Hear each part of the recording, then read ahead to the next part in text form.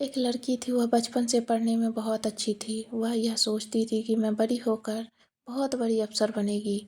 उसका ये लक्ष्य था, मगर ऐसा हो नहीं पाया क्योंकि जैसे-जैसे वह बड़ी होती गई, वैसे-वैसे उसको बहुत लोग यही बोलते थे कि बड़ी हो जाएगी, शादी हो जाएगी तो अपने ससुराल से पढ़ेगी। लेकिन वह लड़की फिर भी मन लगाकर खूब पढ़ती गई।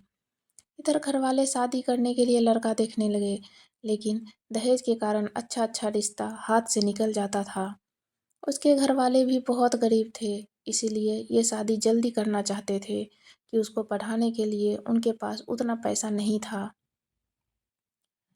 इसलिए सोचते थे कि वह शादी हो जाए और दिनों-दिन महँगाई बढ़ रही थी। लड़की की भी इच्छाएँ धीरे-धीरे कम होने लगी।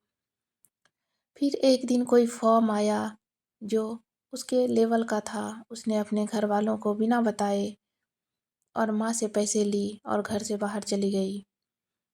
कुछ देर बाद घर आई तो उसने देखा कि उसको देखने लड़के वाले आए हैं। उसने पीछे के दरवाजे से आ गई।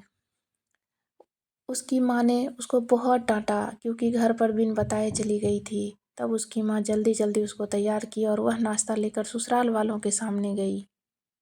वे लोग उससे बहुत सवाल किए, उसने सब बताया। ये सब होने के बाद दहेज की बात हुई तो लड़के वालों को बहुत पैसा और सोना, गाड़ी सब चाहिए था।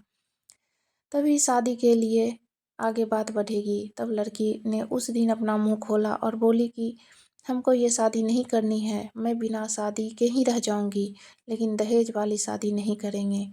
तभी उसके माँ-बाप उसको डाँटने लगे। ससुराल वाले ने भी बहुत बुरा-भला कहा और वहाँ से चल गए।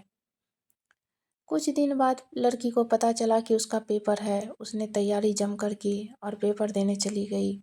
घरवाले नहीं चाहते थे कि वो पेपर देने जाए, लेकिन वह घर से ज़बरदस्ती चली गई। पेपर देकर घर आई तो उसके घरवाले उसको पानी तक नहीं पूछा। उसके कुछ दिन बाद उसका रिज़ल्ट आया, जिससे वह पास थी। उसके घरवाले बहुत खुश थे। उन्होंने बताया कि वह पास है। अब उसके लिए लोग बिना दहेज की शादी करेंगे। अब बस उन लोगों को लड़की चाहिए। उसके पिता बहुत खुश हुए और खुशी-खुशी शादी हो गई। अब वह अपने पिता और पति दोनों का नाम रोशन कर रही है।